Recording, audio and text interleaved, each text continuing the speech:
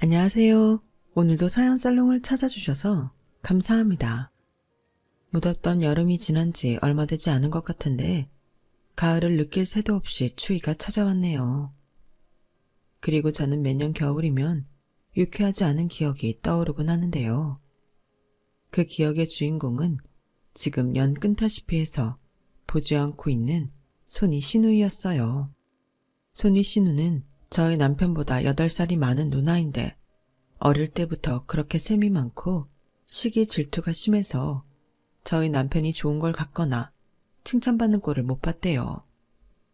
친척들이 용돈을 더 주면 뒤에서 뺏어가는 건 기본이고 시부모님이 필요해서 이것저것 남편에게 사주면 당연하게 그걸 말도 하지 않고 자기가 챙겨갔다고 하더군요. 그래서인지 남편은 자기 누나인데도 형님을 별로 좋아하지 않았어요. 그뿐만 아니라 무슨 피해의식이 그렇게 많은지 형님은 남편 때문에 자기는 차별받고 살았다고 주장하는데요. 솔직히 이런 말 좀 그렇지만 여동생이라고 해도 봐줄 수가 없는데 8살이 많은 누나가 그런다고 하니 꼴불견도 그런 꼴불견이 없었어요. 저희가 결혼 준비할 때도 어찌나 간섭을 하던지 하마터면 형님 때문에 파혼을 생각하기도 했었죠. 하지만 저는 남편을 너무 사랑했고 남편 역시 좋은 사람이었기에 결혼을 진행했는데요. 제가 파혼을 생각했던 계기는 저희 신혼집 문제 때문이었어요. 저는 일찍이 결혼하면 아파트에서 생활하고 싶었기에 틈틈이 좋은 매물이 있는지 확인하고 있었거든요. 그래서 결혼식 전 혼인신고를 먼저 하고 신혼집 장만하는데 온 집중을 다 했고 저희 그런 집념의 승리로 20평대 후반 지은 지 2년밖에 안 된 서울의 역세권 아파트를 신혼부부 금리 우대를 받으며 매매할 수 있게 되었어요. 너무 기뻤죠. 하지만 문제는 역시 돈이었어요. 아무리 신혼부부 금리 우대가 있다고 해도 집값 자체가 싸지 않다 보니 아무래도 그게 부담이 되긴 했어요. 하지만 뭐든 시기가 있다고 좋은 혜택을 놓치기는 싫었고 저는 무리를 하더라도 매매를 포기할 수 없었죠. 그렇게 꿈에 그리던 집 장만도 했겠다. 드디어 우리 부부는 정식 부부가 되기 위한 결혼식 준비에 들어갔는데요. 저희 친정에서 다른 건 모르겠고 집 장만하는 데는 다만 얼마라도 도와주고 싶다고 하셔서 생각지도 않게 2억이란 큰 돈을 받게 되었어요. 그리고 그 사실을 남편에게 들으신 시부모님도 여유가 많이 없는 가운데 1억을 해주셨고 그렇게 3억이라는 실입주금을 가지고 아파트 대출을 진행했는데요. 물론 대출을 안 끼고 아파트를 살 수 있는 건 아니었지만 신혼부부가 3억이나 들고 이사 오는 경우는 잘 없잖아요. 그래서 참 감사하게 생각하며 신혼집 매매를 마무리할 수 있었어요. 그렇게 신혼집을 해결하니 저희 두 사람이 모은 돈으로 결혼식과 신혼여행, 혼수 등을 해결할 수 있었고 저는 감사한 마음에 시부모님께 500만 원을 따로 챙겨드렸죠. 그런데 그 사실을 어떻게 알았는지 손이 시누이인 형님이 시댁에 갑자기 찾아와 난리치는 거예요. 저희 형님은 저희 부부보다 15년 전에 결혼을 하셨는데 형님은 속도 위반으로 만 20살이 되기도 전에 결혼을 했고 저희 남편은 결혼이 많이 늦은 편이었어요. 참고로 저와 남편은 7살 차이가 나고요. 그래서 저희 시부모님이 저를 무척이나 예뻐하셨는데요. 당신 아들이 하도 결혼할 생각이 없다고 해서 반은 포기한 상태였다고 하셨어요. 그러니 제가 나타나 당신 아들과 결혼을 한다고 하니 그렇게 반가워할 수가 없다군요. 아무튼 그렇게나 오래전에 결혼한 형님은 시댁에서 저희에게 1억이라는 돈을 지원했다는 사실에 아주 뒤집어졌죠. 하필이면 그때 저도 거기 있어서 그 보기 싫은 꼴을 다 보고 말았고요. 남편은 진심으로 창피했어요. 엄마 아빠 진짜 너무한 거 아니야? 아주 평생을 그렇게 아들 딸 차별하고 사네. 뭐 1억을 해줘? 내가 전에 이사가게 돈 좀 빌려달라고 했을 때는 돈 없다고 딱 잡아떼더니 그 1억은 어디서 났대? 나는 딸이라서 1,000만 원 해주고 수찬이는 아들이라 1억 해주는 거야? 얘가 새 식구들 사람 앞에서 창피하게 왜 이래? 시세를 따져봐. 그때 당시 1,000만 원도 엄청 큰 돈이었어. 그리고 네가 이사한다고 돈 빌려달라고 했을 때는 우리도 수찬이 장가 보낼 준비랑 노후 준비를 해야 하니까 없다고 한 거야. 그리고 이사는 너희 부부 힘으로 가는 거지. 왜 우리한테 손을 벌려? 엄마, 말 그렇게 서운하게 할 거야? 딸이 경기도 외곽에 사는 거 안 불쌍해? 나도 서울 와서 살려고 한 거지. 의리 은수 입시생인데 더 나은 환경에서 공부시키고 대학도 염두해야 하니까. 엄마는 꼭 그러더라. 아들만 자식이야? 딸은 뭐 자식도 아니야?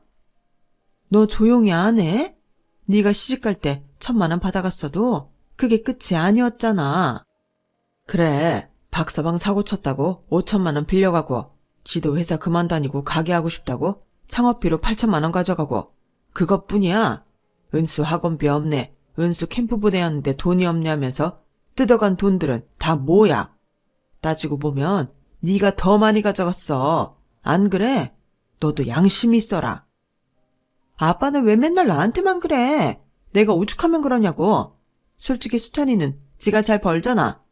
내내 결혼 생각 없다고 해놓고 이제 와서 말 바꿨는데 뭐가 이쁘다고 1억씩이나 해주는 건데?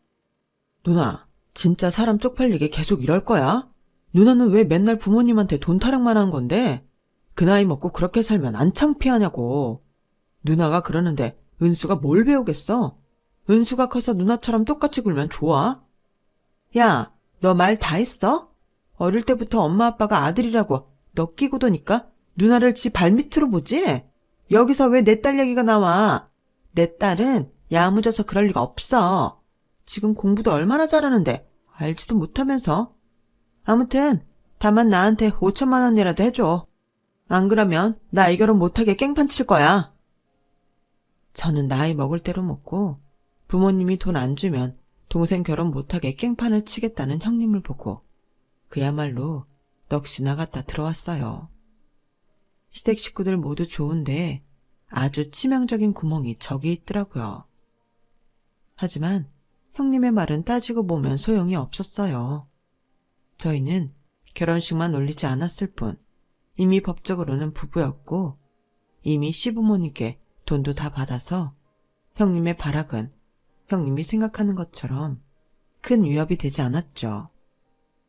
시부모님도 형님의 그런 모습이 익숙한 듯 크게 동요하지 않았는데 다만 저보기엔 창피하신 듯 헛기침을 하시며 시선을 피하셨어요. 그리고 남편은 씩씩거리며 그러든지 말든지 하고 저를 데리고 시댁을 나왔는데요. 남편이 그러더군요. 많이 놀랐어? 우리 누나 저러는 거 한두 번도 아니고 아마 살면서 종종 보게 될지도 몰라. 마음 같아서는 영영 안 보고 살면 좋겠는데 그게 내 맘처럼 안 되는 거잖아. 혹시 우리 누나가 자기가 시집 와서 만만하다고 함부로 하면 그때 나한테 바로 얘기해. 알겠지? 오늘 저런 모습 보게 해서 미안해. 솔직히 좀 놀라긴 했는데 그렇다고 자기가 미안해할 일은 아니지. 그리고 자기 말대로 자기 누나가 나한테 그러면 그때는 나도 내가 알아서 할게. 나라고 뭐 호락호락 당하고 있나? 근데 자기 누나 사는 게 많이 힘들어? 힘들긴. 매형 고물상하는데 돈은 잘 벌어. 욱하는 성질 때문에 누나랑 자주 싸우는 것 빼고는 그럭저럭 괜찮게 사는데 누나가 욕심이 많아서 그래. 자기는 무조건 인서울에서 한강뷰 아파트 살 거라는 꿈이 있거든. 그리고 누나가 키워서 그런가 은숙애도 지 엄마를 쏙 빼닮았는데 남들은 조카가 그렇게 이쁘다고 하는데 나는 이상하게 정이 안 가더라. 미운 것만 보여. 어릴 때부터 싸가지가 없었거든. 그 정도야? 아까 들어보니 그래도 조카가 공부는 잘하는 모양이던데. 공부를 잘하면 뭐해? 인성이 바닥인데. 난 나중에 우리 아이는 공부 못해도 괜찮으니까 진짜 착하고 사람 좋게 키우고 싶어. 공부도 다 수단이잖아. 어떤 사람으로 어떻게 사느냐가 더 중요한 거 아니겠어? 저는 남편의 그 말에 슬며시 올라왔던 파혼 생각을 접었어요. 그 뒤로도 형님의 꼴사나운 모습을 종종 봤지만 남편이 있어 무시하게 되더라고요. 그리고 저는 무사히 결혼식도 올리고 신혼여행에서 다녀와 달콤한 신혼생활을 즐겼는데요. 저희가 마련한 아파트가 위치도 좋고 동네가 좋아서 저희 신혼생활이 훨씬 좋았어요. 아파트 단지 내 산책로도 있고 조금만 나가면 서점과 카페, 영화관까지 있으니 주말 밤이면 둘이 편한 차림으로 심야 영화도 보고 아파트 바로 앞에서 치맥도 하니 솔직히 데이트할 때보다 훨씬 재미있고 좋더군요. 그러다 시댁 식구들을 초대해 집들이를 하게 되었어요. 형님 스케줄을 맞추느라 다소 좀 늦긴 했었죠. 그런데 형님은 저희 집에 오자마자 무슨 집 보러 온 업자 마냥 여기저기 살피기 시작했고 떨떠름한 얼굴이 되어서는 꼭 화난 사람처럼 앉았는데요. 이윽고 그 문제의 주둥이가 열렸어요. 이렇게 집 좋다. 여기 얼마에 분양받았어? 많이 비싸? 하기사 우리 집에서 1억이나 해줬는데 올케는 좋겠다. 누나, 또 시비 거는 거야? 누난 지겹지도 않아? 이제 그 얘기 좀 제발 그만해라. 내가 뭐 부러워서 그러지. 나도 인사를 하고 싶으니까. 이제 우리 딸도 곧 있으면 고3인데 니네 아파트 보니까 샘나서 그런다. 너도 누나라는 게 좀 착착해라. 우리가 얘네들한테 이렇게 준 건 맞지만 그걸로 이런 아파트를 어떻게 사니? 사돈 내에서 훨씬 많이 보태셨어. 그러니 니 올게 불편하게 하지 말고 제발 그 요망한 입 좀 닫아라. 엄마는 내가 뭘 어쨌다고 우리 딸 앞에서 나를 그렇게 면박을 줘. 알았어. 조용히 입 닫고 밥이나 먹으면 되잖아. 은수야, 나 먹고 싶은 거 있으면 외숙모한테 다 시켜달라고 해. 엄마, 됐어. 내가 무슨 거지야? 그리고 나 다이어트 하고 있어서 별로 먹고 싶은 것도 없거든. 얘는 공부하는 애가 무슨 다이어트를 해. 공부도 다 체력이 있어야 하는 거야. 집이 서울이면 내가 걱정이 없겠는데 이건 뭐 자식이 공부를 잘해서 서울로 대학을 가도 통학만 좋게 1시간 반은 걸리니 왕복이면 몇 시간이야? 3시간이잖아. 엄마, 나는 대학 가면 무조건 자취할 거라고 했잖아. 내가 설마 집까지 왔다 갔다 할 줄 알았어? 싫어. 무조건 풀옵션 오피스텔 얻어줘. 얘는 무슨 풀옵션 오피스텔이 거저 있는 건지 알아? 엄마 돈 없어. 네 아빠는 절대 너 혼자는 못 보낸다고 했고. 그래서 엄마가 작년에 서울로 이사를 하려고 그렇게 애를 쓴 건데 네 외할아버지랑 외할머니가 돈 없다고 해서 엎어졌었잖아. 얘는 왜 거기에 우리를 끼워 넣어? 박서방이랑 네가 알아서 할 일을 왜 우리한테 돈을 달래? 은수도 네 엄마처럼 무조건 해달라고 하지 말고 형편 봐가면서 해라. 할아버지, 그럼 제가 길을 쓰고 뭐하러 공부를 해요? 저 서울로 대학 가서 혼자 사는 거 꿈이었단 말이에요. 그거 하나 바래서 공부에 올인하는 건데 저한테 돈 보태주실 거 아니면 뭐라고 하지 마세요. 야, 박은수, 너 말버릇이 그게 뭐야? 진짜 예의 없이 이럴 거야? 여기 외삼촌네 집들이야. 좋게 말할 때 그만해. 외삼촌 화나면 무서운 거 알지? 야, 네가 뭔데 내 딸한테 뭐라고 하냐? 네 집들이면 뭐 우리가 입 닫고 조용히 해야 해? 이럴 거면 아예 나더러 오지 말라고 하지 그랬어. 이게 매형 없이 우리끼리만 와서 그런가? 아주 우리를 개무시하네.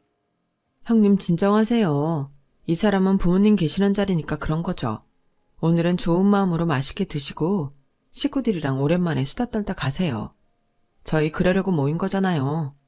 은수야, 우리 집 근처에 서점도 있고 구경할 데 많은데 너 심심하면 다녀와. 외숙모가 용돈 줄게. 저는 그렇게 최대한 험악해지는 자리를 진정시켰어요. 시조카도 제가 용돈을 준다고 하니 언제 부어 있었냐는 듯 헤헤거리며 좋아서 밖으로 나갔는데요. 안 그래도 오면서 여기저기 구경하고 싶다고 했었는데 형님이 그런 자기 딸을 어찌나 걱정하는지 고슴도치도 제 자식이 제일 곱다고 아주 쩔쩔매더군요. 그렇게 그 자리는 일단락이 되었어요. 사실 1달 전에 저희 친정 식구들이 와서 한 차례 집들이를 했었는데 그때랑은 아주 분위기가 판이하게 달랐지만 시댁 식구들 초대해 집들이를 끝내니 이제야 모든 행사가 끝난 기분이 들었어요. 그리고 여느 신혼부부처럼 가끔 투닥거리긴 했어도 잘 지냈고 시부모님과도 원만히 지내고 있었는데요. 문제의 형님은 가끔 시댁 행사나 명절 정도에 봤는데 어째 한 번을 조용히 지나가는 법이 없었어요. 오죽하면 저희 시어머니가 차라리 저건 그냥 우리 집에 안 왔으면 좋겠다. 끼리끼리 논다고 박서방도 은수도 하는 짓이 영 마음에 안 들어. 괜히 너한테 시비나 걸고. 내가 정말 요즘은 쟤만 안 보면 살겠다 싶다니까. 라고 하소연을 하시는데 솔직히 반은 믿고 반은 믿지 않았어요. 그래도 당신 딸인데 안 보고 싶다는 말은 거짓말이겠죠. 하지만 분명한 건 저 역시도 형님을 만나는 일이 썩 유쾌하지 않았다는 거였는데요.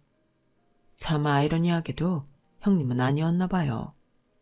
언제부터인가 저한테 뭐하냐고 전화도 하시고 자기 집에 놀러 오라고 하는데 난감했죠. 가고 싶지 않았으니까요. 그래서 제가 최대한 조심스럽게 바쁜 척을 하며 다음에 기회가 되면 가겠다고 했는데요. 그러자 형님은 굴하지 않고 자기가 저희 집에 오겠다고 했어요. 올케가 바쁘다고 유난을 떠니까 내가 갈게. 식구들끼리 얼굴 자주 보고 그래야 친해지는 건데 올케는 나랑 친하게 지내기 싫어? 싫기는요. 그냥 저희가 좀 바빠서 그렇죠. 누구 일 안 하나? 그러지 말고 저녁만 먹고 갈게. 그 정도는 괜찮잖아. 형님은 막무가내였어요. 그렇게 저희 집에 무조건 올 기세였던 형님은 뭔가 꿍꿍이가 있어 보였죠. 그리고 남편 역시 100% 그렇다. 자기가 중간에서 해결하겠다고 했는데요. 남편이 어떻게 말을 했는지는 모르겠지만 형님이 저희 집에 오시겠다는 말은 쏙 들어갔어요. 그러다 시조카가 수능을 보는 날이 되었어요. 저는 그래도 명색이 외숙모고 하나뿐인 시조카라 시험 잘 보라고 찹쌀떡을 준비해 선물했는데요. 지 엄마 닮아서 싸가지 없던 시조카가 그러더군요. 외숙모는 생기신 거랑 다르게 센스가 없다. 요즘 누가 수험생한테 찹쌀떡을 줘요? 촌스럽게. 저는 현금이 좋은데요. 봉투는 없어요? 저는 시조카의 말에 어이가 없어서 아무 말도 나오지 않았어요. 그러자 남편이 외숙모가 기껏 준비했는데 그렇게 말하냐며 자기 조카를 혼냈고 형님은 또 왜 예민한 자기 딸을 건드리냐며 남편한테 쌍심씨를 켰죠. 아무튼 형님과 저희들은 엮여서 좋을 일이 단 한 번도 없었어요. 그러니 가능하면 가족이지만 마주치지 않았으면 하는 존재였는데 수능이 끝나고 한참 뒤 시조카가 서울에 있는 나름 이름 있는 학교에 붙었다는 소식이 건너 전해졌어요. 그리고 정확히 이틀 뒤 저는 형님의 전화를 받게 되었는데요. 올케 들었지? 우리 은수 대학 붙었어. 걔가 나를 닮아서 머리 하나는 좋잖아. 네, 소식 들었어요. 형님 축하해요. 많이 기쁘시죠? 말해 뭐해. 근데 내가 요즘 고민이 하나 생겼잖아. 그때 올케도 봤지? 우리 딸이 자기 죽어도 자취하고 싶다고. 그래서 지 아빠랑 요즘 맨날 싸워. 우리 그이는 하나뿐인 딸을 어떻게 혼자 살게 하냐고 결사 반대고. 내가 요즘 가운데서 새우등 터진다니까. 아우 형님 많이 힘드시겠어요. 그 학교는 기숙사 같은 거 없어요? 기숙사? 기숙사 같은 데는 내가 싫지. 그렇다고 정말 다 큰 딸을 혼자 지내게 하는 것도 솔직히 마음에 걸리고. 그래서 하는 말인데 올케네 집에서 하숙 좀 하자. 네? 저희 집에요? 그래, 남보다 그래도 외삼촌네가 낫지. 그러면 우리 남편도 수긍할 거고 우리 딸은 내가 일단 달래서 설득할게. 괜찮지? 그때 보니까 올케네 오빠 그거 비워주면 되겠더라.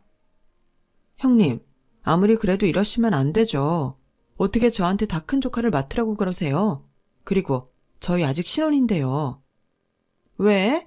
남도 아니고 조카인데 그 정도는 외숙모가 해줄 수 있지. 우리 딸이 공부만 해서 청소나 빨래 같은 것 영 젬병이야. 그런 애를 어떻게 혼자 살게 해? 그렇다고 내가 맨날 애 챙긴다고 서울까지 왕복할 수도 없고. 근데 올케는 서울 위치 좋은데 역세권에 살고 있잖아. 그러지 말고 우리 딸 대학 졸업할 때까지만 올케가 봐줘. 내가 반찬 같은 거 섭섭하지 않게 해서 나를게. 나는 그런 줄 알고 있는다. 그러니까 방도 좀 미리 치워놓고 그래. 아, 그리고 나한테 올케네 주소 좀 보내줘. 우리 딸 필요한 건 거기로 배달시켜야지. 우리 애가 잠자리가 예민해서 침대는 좀 좋은 거 써야 하거든. 형님, 저는 알겠다고 한 적 없어요. 이렇게 일방적으로 결정하시면 어떡해요? 이 이상 말씀은 죄송하지만 수찬 씨랑 하셨으면 좋겠어요. 어머, 뭐야? 지금 자기 불리하니까 내 동생 파는 거야? 올케, 그런 거 아니야. 시족하라고 해도 올케한테도 족하잖아. 어쩜 그렇게 사람이 매몰차? 올케 신혼인 건 중요하고 우리 딸 위험한 건 괜찮아? 사람 그렇게 안 봤는데 올케 못 쓰겠구나. 알았어. 저는 알았다고 전화를 끊은 형님 때문에 열받았지만 알았다고 했으니 시조카를 떠마는 일은 없을 거라고 생각했어요. 그리고 원래도 불편했던 형님이었기에 굳이 화해해서 잘 지낼 마음도 없었는데요. 남편도 제 이야기를 듣고 발끈하더군요. 뭐? 우리 누나가 정말 그렇게 말했어? 미쳤네. 아주 미쳤어. 예의 없고 싸가지 없는 은수를 우리한테 보낸다고? 그러니까 난 다른 건 몰라도 형님이 그렇게 나오실 줄은 꿈에도 몰랐어. 어쩌면 자기한테 전화 갈지도 몰라. 내가 막 뭐라고 했거든. 잘했어. 앞으로도 우리 누나가 뻘소리하면 막 뭐라고 해. 그리고 자기가 걱정하는 그런 일은 절대 일어나지 않으니까 걱정하지 마. 내가 다 알아서 해. 괜히 우리 누나 때문에 기분 상했지? 미안해. 평생 도움이 안 되는 존재다. 남편은 그렇게 펄쩍 뛰며 걱정하지 말라고 저를 안심시켰어요. 그리고 저는 그런 남편을 믿고 시조카일은 까맣게 잊고 있었는데요. 이번에도 형님한테 전화가 걸려오더군요. 저는 일부러 받지 않았어요. 어차피 받아봤자 기분만 상할 것 같았거든요. 그런데 형님은 제가 일부러 자기 전화를 받지 않는다는 걸 알았는지 이번엔 다른 번호로 전화를 했는데요. 그때는 다른 업무 전화인 줄 알고 전화를 받고 말았는데 첫 마디부터 황당 그 자체였어요. 올케 지금 일부러 내 전화 안 받는 거니? 진짜 어이없다. 됐고 내가 전에 주소 보내라고 했는데 왜 여태 아무 소식이 없어? 올케 나 무시해? 형님, 제가 전에도 분명히 말씀드렸는데요. 싫다고. 근데 형님이야말로 왜 제 의사를 무시하세요? 제가 오죽하면 전화를 피해요. 형님이 자꾸 그러시니까 제가 피하죠. 어머 올케, 그렇게 안 봤는데 정말 안 되겠구나. 하나뿐인 조카 좀 데리고 있는 게 그렇게 어려운 일이야? 시누이 내가 이렇게 부탁을 하는데도? 이게 부탁이에요. 저는 그렇게 느껴지지 않아서요. 아무튼 저는 안 된다고 분명히 말씀드렸어요. 지금도 앞으로도 제 마음은 달라지지 않을 거고요. 올케 정말 나쁘다. 만약에 우리 은수가 올케 친조카였어도 이럴 거야? 지금 우리 딸이 시조카라고 내외하는 거지? 나는 올케를 정말 내 가족이라고 생각하고 여동생처럼 생각했는데 나 혼자 착각했었네. 서운하다 아주. 아무튼 됐고 내가 이렇게까지 말 안 하려고 했는데 우리 집에서 1억이나 받았잖아. 그러면 올케는 거절할 자격도 없는 거야. 그러니까 그런 줄 알고 우리 은수 쓸 방이나 제대로 치워놔. 내가 올케가 주소 안 알려주면 못 알아낼 줄 알아? 지난번에 찍고 간 내비 보면 주소 다 나와. 이건 몰랐지? 아무튼 난 할 말 끝났으니까 이만 끊을게. 형님은 그렇게 되먹지도 않은 말을 혼자 실컷 쏟아내고 멋대로 전화를 끊었어요. 제가 하도 열받아서 다시 전화를 했지만 형님은 받지 않더군요. 그래서 이 일은 저도 그냥은 넘길 수 없었어요. 그래서 남편과 시어머니께 말해버렸고 남편은 그야말로 꼭지가 돌았는데요. 저한테는 말도 하지 않고 형님 집으로 쳐들어가서 한바탕 하고 온 모양이었어요. 그래서 남편도 형님이 자기 멋대로 우리 집에 시조카를 드리는 일은 못할 거라고 했는데요. 며칠 뒤 형님에게 전화도 아닌 문자가 왔어요. 자기 딸을 이번 주 주말에 보낼 예정이고 그래서 짐들도 오늘 내일 배송 가게끔 한다며 대뜸 자기 딸을 잘 부탁한다고 적어놨는데 아니 어떻게 저렇게 일방적으로 굴 수 있을까? 너무 화가 났어요. 하지만 이번에도 치사하게 전화를 받지 않더군요. 어떻게 저한테 이런 식으로 하고 자기 딸을 저희 집에 보내려고 하는지 저는 형님을 이해할 수 없었어요. 그리고 이런 생각을 했죠. 형님이 저라는 사람을 참 좋게 봤나 보다고요. 저 사실 그렇게 착한 사람이 아니거든요. 그리고 어떻게든 자기 딸을 저희 집에 보내면 제가 어쩔 수 없어서 자기 딸을 맡아줄 거라고 생각했다는 자체가 이해가 가지 않았어요. 그렇게 애지중지하는 딸이라고 하면서 저를 뭘 믿고 보낸다고 하는 건지 모순처럼 느껴졌어요. 그래서 저도 똑같이 문자를 보냈어요. 형님, 이런 식으로 하시면 뜻하는 대로 은수 저희 집에 하숙하게 할 수 있다고 생각하시나 본데 한번 해보세요. 그렇게 아끼는 딸만 오도 가도 못하고 밖에서 동동거리게 될 테니까. 울며불며 전화하는 따님 보게 되실 줄 아세요. 저는 분명히 싫다고 말씀드렸어요. 그건 잊지 않으셨으면 좋겠네요. 제가 그렇게 제 마음을 고이 담아 문자를 보냈고 어이없게도 형님은 1분도 되지 않아서 전화를 해서는 막 화를 내기 시작하더군요. 자기가 저한테 한 짓은 생각지도 않고 화를 낸다는 게 정말 상종하기 싫었어요. 올케, 진짜 너무한 거 아니야? 그러니까 올케 말은 우리 애를 문전박대하겠다? 올케 정말 미친 거야? 어떻게 어른이 애를 상대로 그럴 수가 있어? 당장 그 얘기 취소해. 싫어요. 제가 왜요? 형님이 먼저 시작하셨잖아요. 저도 그이도 어머님도 형님에게 잘 알아듣게 설명하지 않았나요? 그런데 싹 다 무시하고 형님 마음대로 하시면서 저는 뭐 가만히 당하고만 있을 줄 아셨어요? 사실 은수도 혼자 살고 싶다고 했지 저희 집에 오고 싶다고 한 것도 아니잖아요. 왜?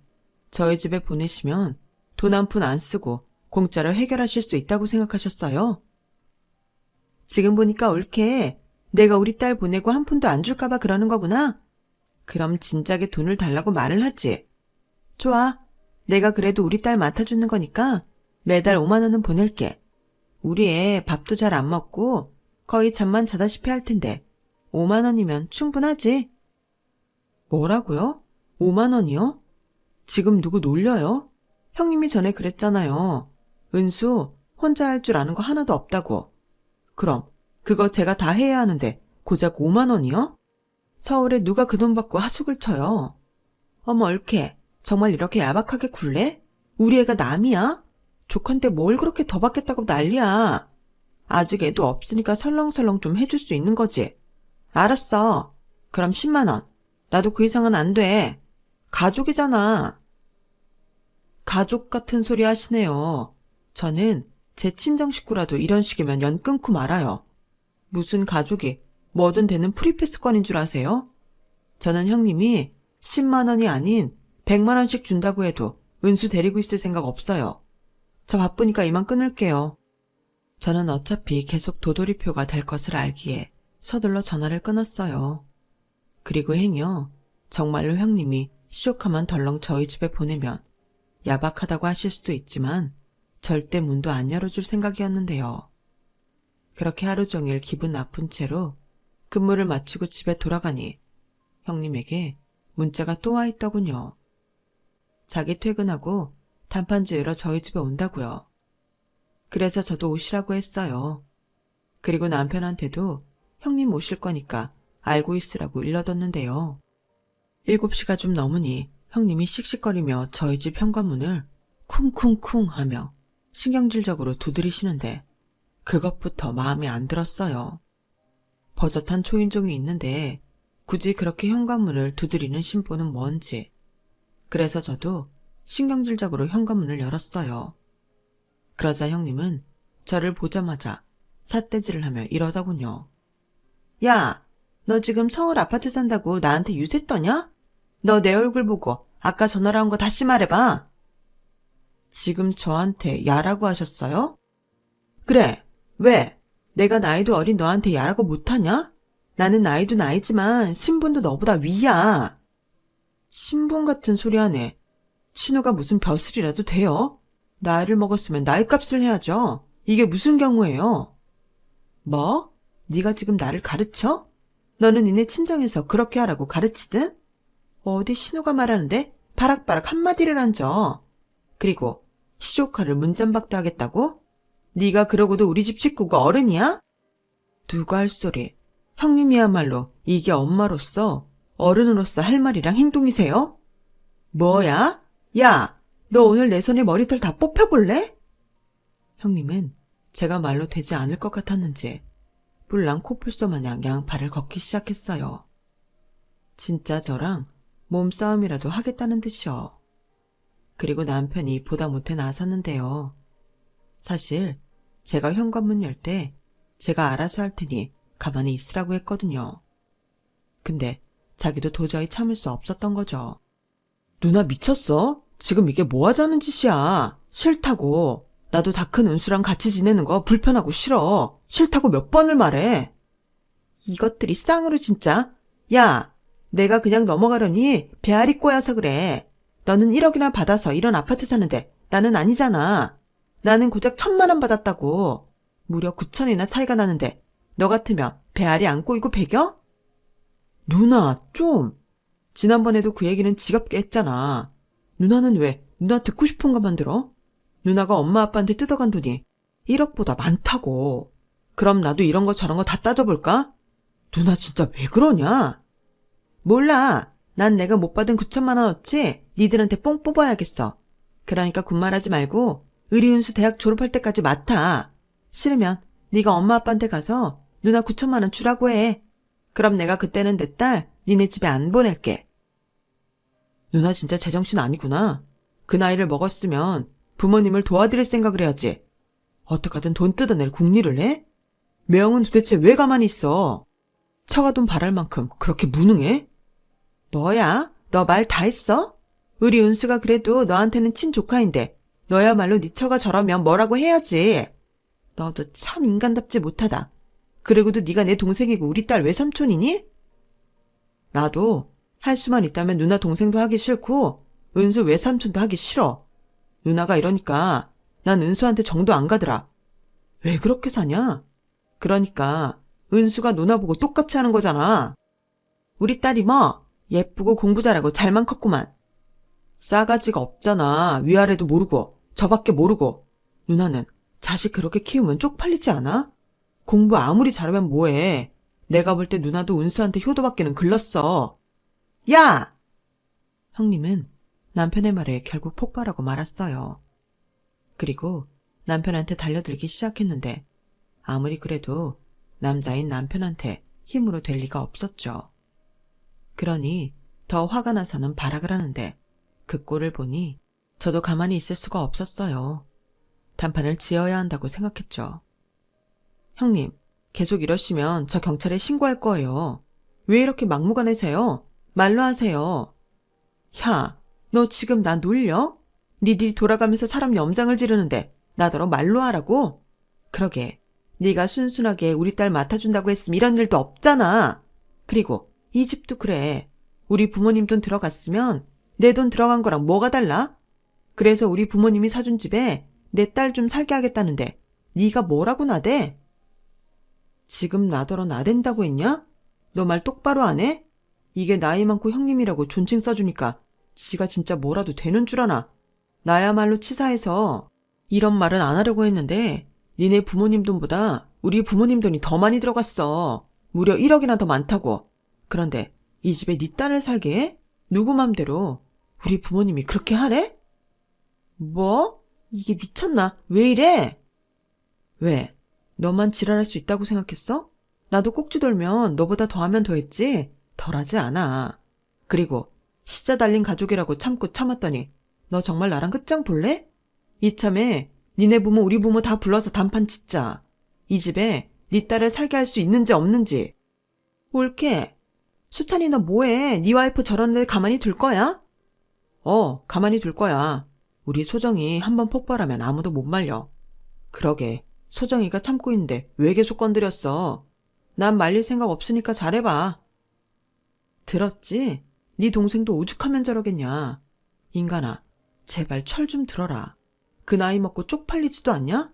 부모님한테 나이 먹고 손 벌리는 것만큼 후진 것도 없는데 넌 그런 것도 모르나 봐? 야, 너 눈깔 제대로 안 떠? 그리고 이게 자꾸 어디서 반말이야. 내 부모한테 내가 빌붙는다는데 네가 무슨 상관? 너야말로 앞으로가 무섭지도 않은가 보지? 아무리 네가 지랄 연병을 해도 난 네 신우야. 내가 너 아주 평생 괴롭게 시누이짓 해준다고. 그럼 해. 그럼 나는 뭐 가만히 있니? 네 딸 우리 집에 맡기고 싶어? 어디 해봐. 내가 제대로 인성교육 시켜줄 테니까. 그 나이 먹고도 할 줄 아는 게 없어? 그럼 할 줄 알게 만들어야지. 내가 아주 눈물 콧물 쏙 빠지게 가르쳐 줄 테니까 그렇게 보내고 싶으면 어디 보내봐. 저거 진짜 돌았네. 지금 그 어린 걸 구박이라도 하겠다는 거야? 내가 언제 구박을 한다고 했어.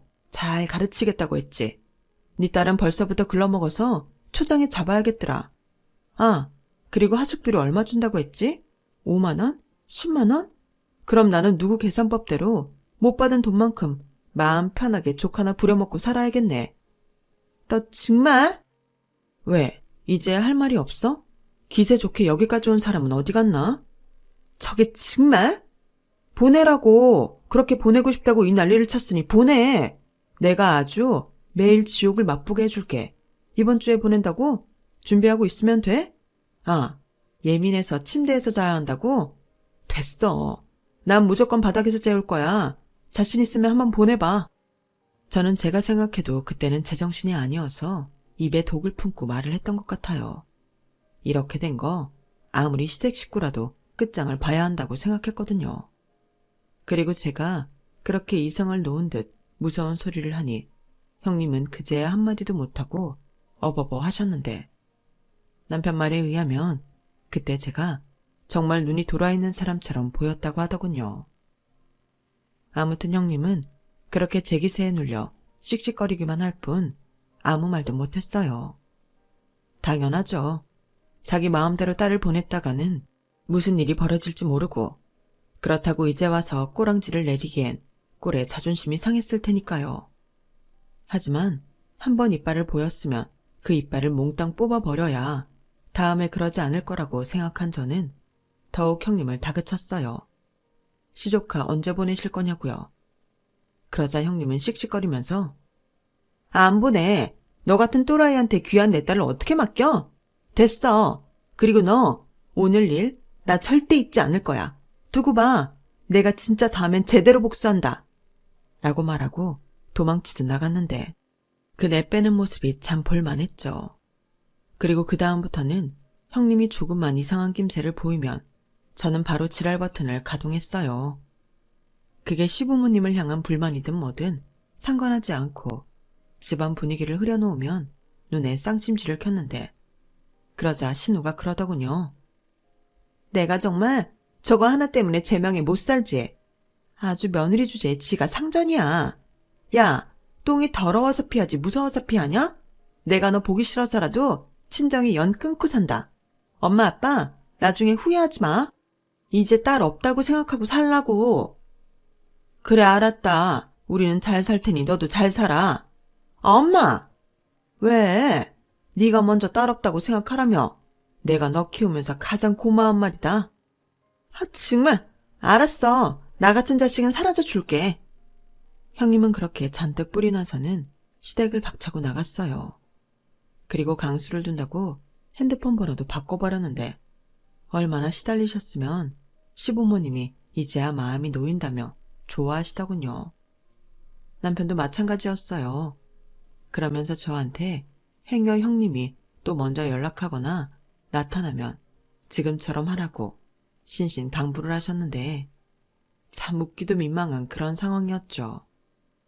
그리고 다행스럽게도 4년이 지난 지금까지 형님과는 연을 끊고 살고 있어요.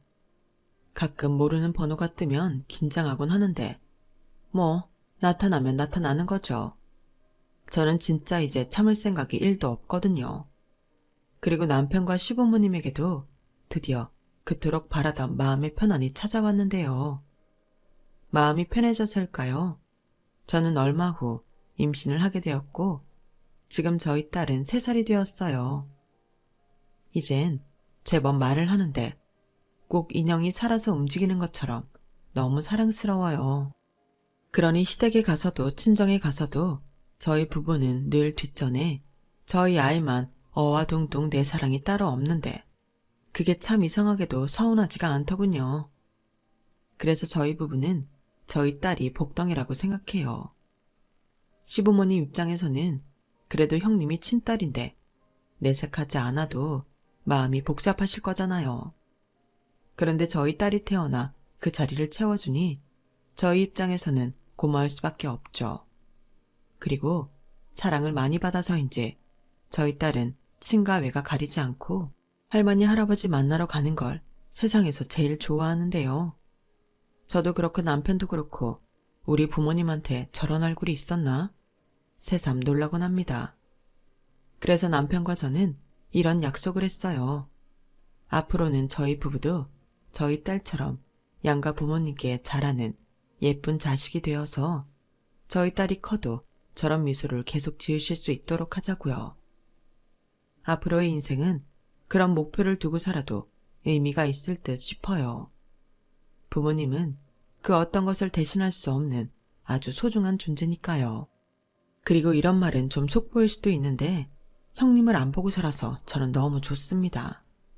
사실 저 모르게 시댁에 형님 일로 사건이 있었나 보더라고요.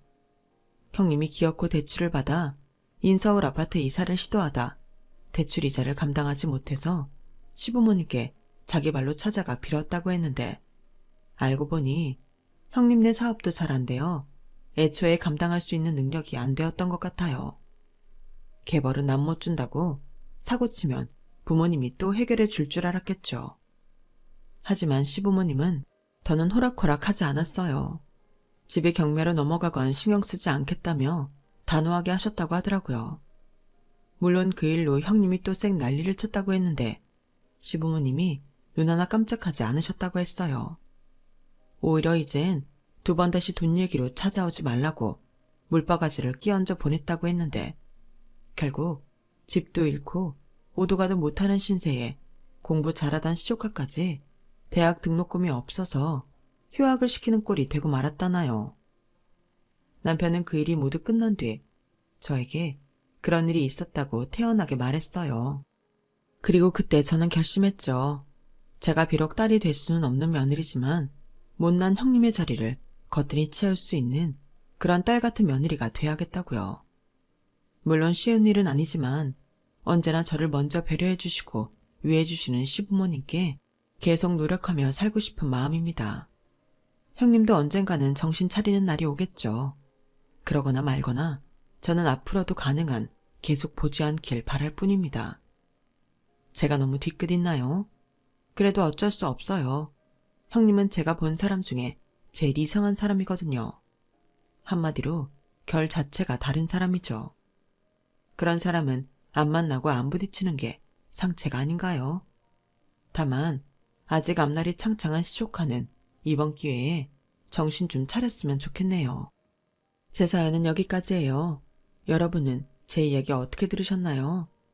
막상 제 사연을 다 적고 보니 여러분들이 어떻게 들으셨을까 궁금해집니다. 부디 재미있는 시간이었길 소망하며 저는 그만 인사를 드릴게요. 지금까지 제 이야기 들어주셔서 대단히 감사드리고요. 건강 잘 챙기시고 매일매일 좋은 날 되시길 바라겠습니다.